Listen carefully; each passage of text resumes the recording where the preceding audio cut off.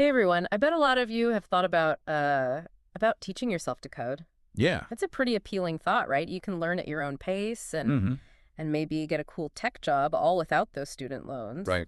And it seems like there are more and more coding resources online every day. So Yeah. it almost seems too good to be true. So Mhm. let's take a deep dive into this Algocademy article. Okay. It's called "Is the Self-Taught Coder Journey Overhyped?" Okay. And it was published November 3rd, 2024. Right. And see if this self-taught coder dream is really all it's cracked up to be. Yeah, you hit the nail on the head with that too good to be true thing. Yeah. I think the article does a really good job of, Mm. acknowledging why it seems so great, but also bringing in some reality. Yeah. Yeah, it starts off by talking about all the stuff that makes self-taught coding so appealing. Right. It's like the perfect DIY career, you know? You've got tons of free resources online. You can learn wherever you want, whenever you want. Mm-hmm. Right. And it's way cheaper than getting a degree. Yeah. Plus, the tech industry is just exploding, so they Mhm. need more programmers all the time. That's right. But that's actually where things get kind of interesting. Okay. The article makes this point that all these resources and all this flexibility, Yeah. that could actually be a bad thing. Okay. It's like someone drops you off in the middle of nowhere Uh-huh. with a backpack full of tools, but no map or compass. Oh, wow. You might have the right tools, but without a clear direction. Yeah. You could easily get lost or just end up going in circles. Right. Right.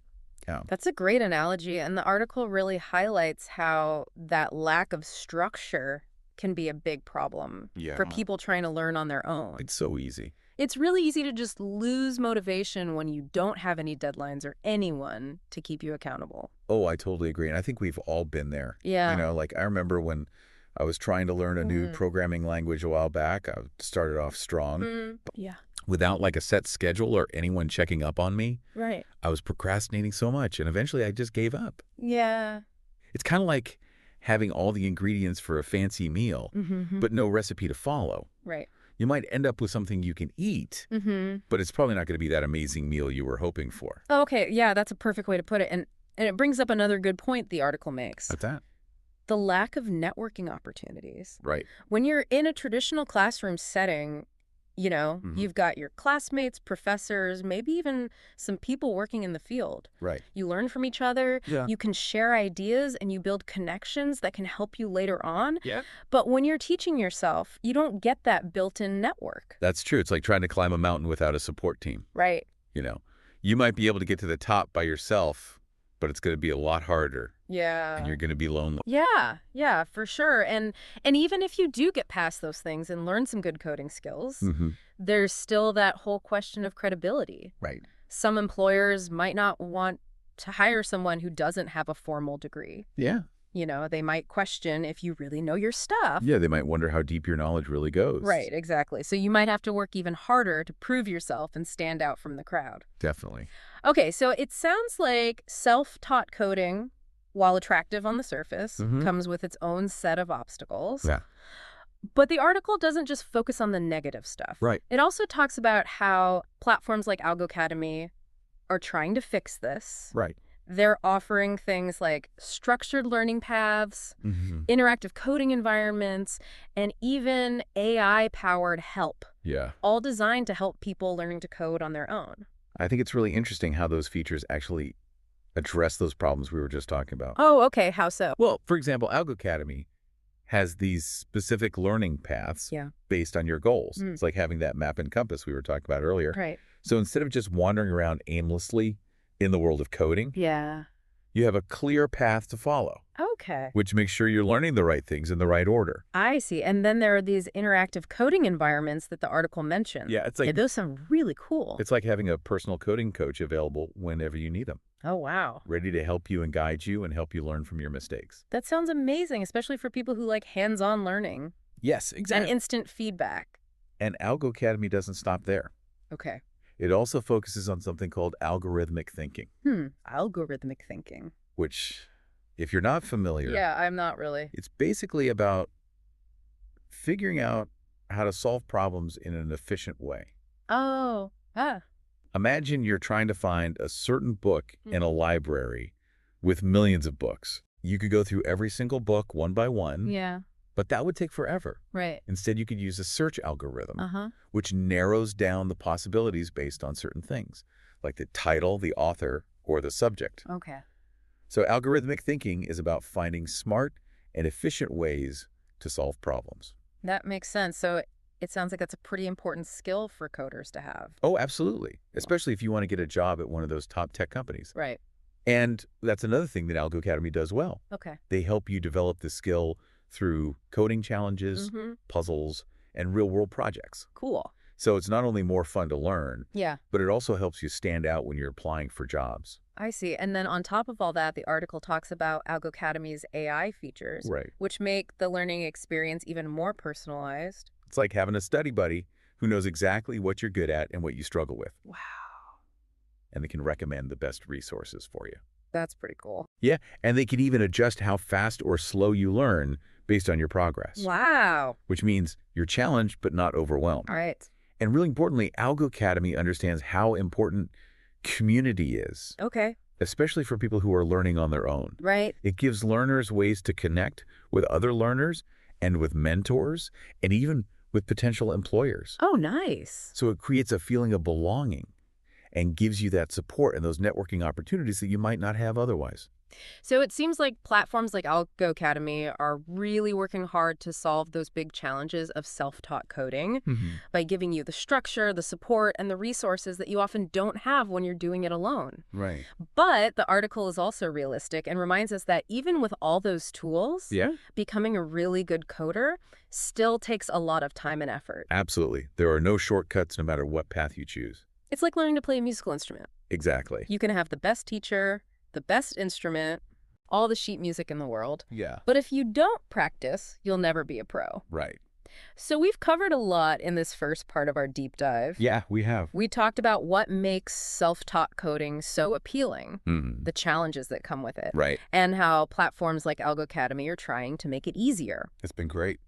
But the article goes even deeper and gives a ton of practical tips Oh, yeah. for people who want to learn to code, Cool. no matter where they are in their journey.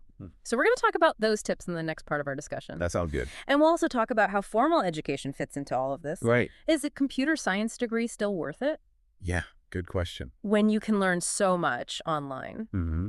And we'll talk about those stories of people who taught themselves to code Right. and landed awesome jobs. Yeah, can't wait. We'll explore all of that and more after a quick break. Sounds good. Stay tuned. Looking forward to it.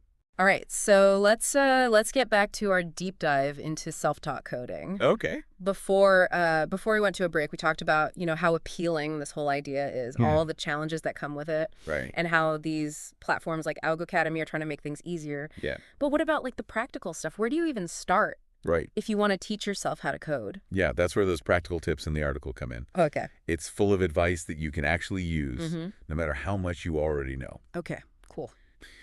And the first tip might seem obvious, but Okay. it's super important. What's that?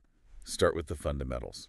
Yeah, right. It's like building a house. Exactly. You can't just start putting it on the roof and windows Mm-mm. without a good foundation. You got to have that solid base. Right. So you need to master those core programming concepts. Okay. Things like variables, data types, Mm-hmm. control structures, object-oriented programming, Okay.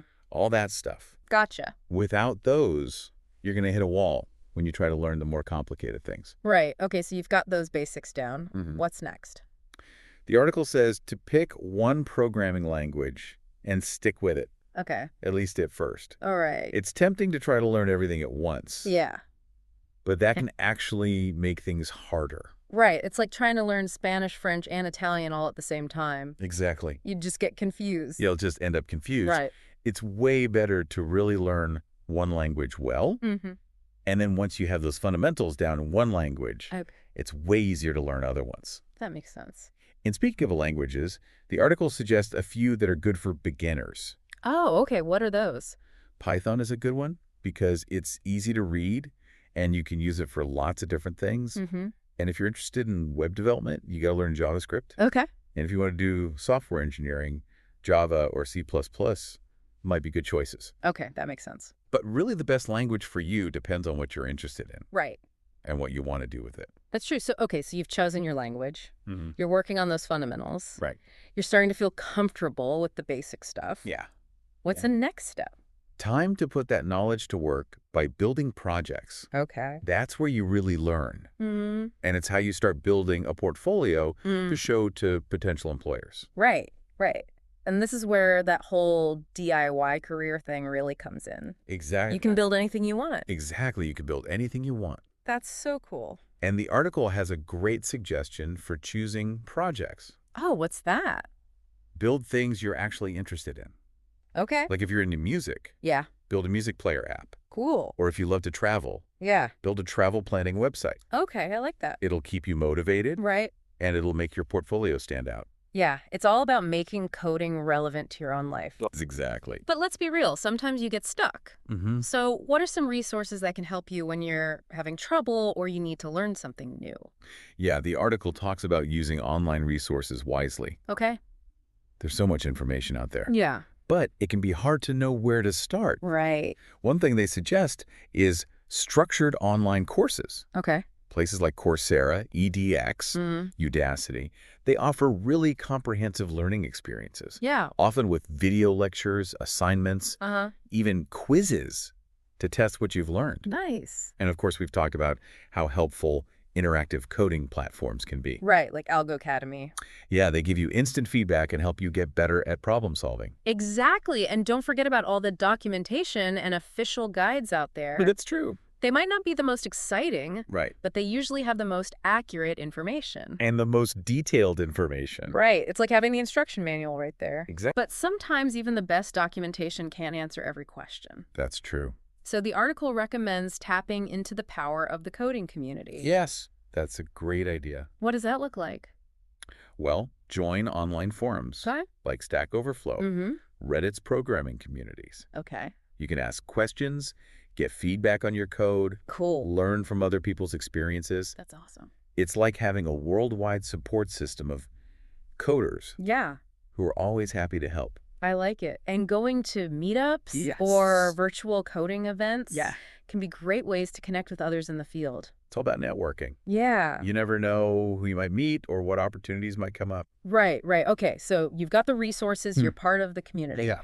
But let's be honest. Yeah. Learning to code takes dedication. Definitely. You've got to put in the work. Yeah, the article really stresses that Okay. it's not about doing these crazy long coding sessions. Yeah. It's about making it a regular habit. Right. Even a little bit each day can make a big difference over time. It's like working out. Yeah. Consistency is key. Right. The more you code, the better you'll get. Mm-hmm. The more confident you'll feel, Right. and the more creative you'll be in solving problems. I like it. And the article suggests finding fun ways to incorporate coding into your daily routine. Oh, cool. Like if you're a morning person, Yeah, try solving a coding problem before breakfast. I like it. If you like podcasts, listen to one about coding during your commute. Yeah, those little pockets of time add up. Right. Make the most of your time. Exactly.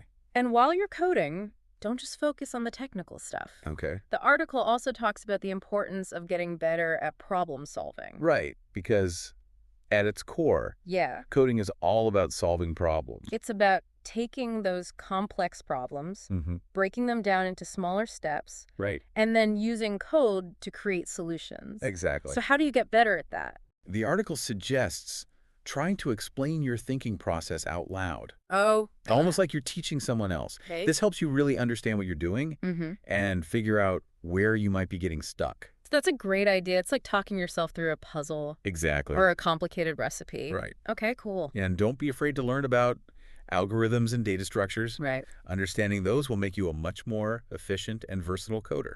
So we've talked about a lot of practical advice. We have. But one thing that keeps coming up Yeah. is the need to stay up to date with all the latest trends in the industry. Right, because technology changes so fast. Yeah, exactly. Yeah. So how do you keep up with all that? The article says to make it a habit to read tech blogs, Okay. research papers, industry news, All right. go to webinars, watch talks from tech conferences online, Okay. experiment with new tools and frameworks. And it's like anything else, you got to keep learning. Yeah. You got to be a lifelong learner. That's right. The best coders are the ones who are always learning new things. Okay, so it sounds like even with resources like Algo Academy, self-taught coding is still a lot of work. It is. It takes dedication, discipline, and a real desire to learn. Absolutely. It's a challenging journey, Yeah. but it's super rewarding. And while we've been talking a lot about the self-taught route, there's another side to this. What about formal education? Okay. Is a computer science degree still worth it? Yeah. In a world where you can learn so much online. And what about all those stories of self-taught coders who got amazing jobs? Right. We'll get into all of that and wrap up our deep dive into self-taught coding after a quick break. All right, we're back and ready to finish up our deep dive into this whole self-taught coding thing. Okay. So before we took that break, Yeah. we were talking about how important it is to keep learning, especially in tech, because things change so fast. Yeah, for sure. But we haven't really talked about, the people who say, why even bother with all this self-teaching stuff when you could just get a computer science degree? Right. It's a good point. Yeah. And the article talks about that too. Okay, correct. It says that a formal degree can be really helpful, especially for certain kinds of jobs. Okay. Like jobs where you need a really deep understanding of the theory or research experience or specific certifications. Right. In those cases, a degree might be better. Okay. Or even required. So it seems like a degree has its own advantages. It does. But of course, it takes a lot of time and money. Yeah, that's true. So it's all about figuring out what's best for you and your goals. Exactly. Okay, and then there are those stories, the inspiring ones about people who learned to code on their own and got awesome jobs without a degree. I love those stories. Me too. But the article kind of cautions us to not just take those stories at face value. Right, because it's easy to get caught up in the hype. Yeah, exactly. You think, oh, if they can do it, I can do it too. Yeah, but like the article says, there's often more to it. Right. A lot of these people had experience or education in other related fields. Oh, okay. Which gave them a leg up. That makes sense. And it wasn't always easy for them either. Right. They had setbacks and rejections. And they had to work really hard to get to where they are. That's a good reminder that success takes time. Yeah, it's not going to happen overnight. You got to keep working at it. Exactly. It's about being persistent, not giving up, and always learning and growing. And the article makes a good point that success doesn't always have to mean getting a high-paying job at some big tech company. Right. It could be about starting your own company. Oh, cool. Or working freelance and setting your own hours. Okay. Or maybe contributing to open source projects that can help people. Right. Success means different things to different people. Absolutely. So after looking at all these different sides of self-taught coding, let's go back to that original question. Okay. Is it overhyped? I don't think it's overhyped. Okay. But I do think it's often oversimplified. Like those success stories are real. Yeah. But they don't always show the whole picture. Right. It takes real dedication and effort. And you need to be smart about how you learn. Okay. It's like that mountain climbing analogy again. Yeah. You need the right equipment, a good map. All right. And you got to be strong enough to keep going even when it gets tough. Oh, I like that. And resources like Algo Academy, they can be like that map and guide. Yeah. But in the end, it's your passion, your persistence, and your ability to solve problems that will make you successful. Well said. Well said. So what's the big takeaway for our listeners who are thinking about trying this whole self-taught coding thing? I'd say if you love coding and you're willing to put in the work, you can definitely be successful learning on your own. Okay. But be realistic about the challenges. Right. Use the resources that are out there. And remember that the journey itself is important too. Yeah, I like that it's not just about the destination. It's about what you learn along the way. It's about enjoying the process. Exactly. So, embrace those ups and downs and have fun creating things with code. That's what it's all about. And remember, the coding community is super supportive. Oh, yeah. So don't be afraid to ask for help. Yeah. Reach out to others. Connect with other people. Celebrate each other's successes. Exactly. We're all in this together. Well, that brings us to the end of our deep dive into the world of self-taught coding. It's been fun. Yeah, it has. I hope you all learned something new. Me too. And maybe even feel inspired to start your own coding journey. If you're thinking about it, yeah, go for it. Just take that first step. You never know what amazing things you might create. Exactly. Until next time. Yeah. See you next time. Happy coding, everyone. Happy coding.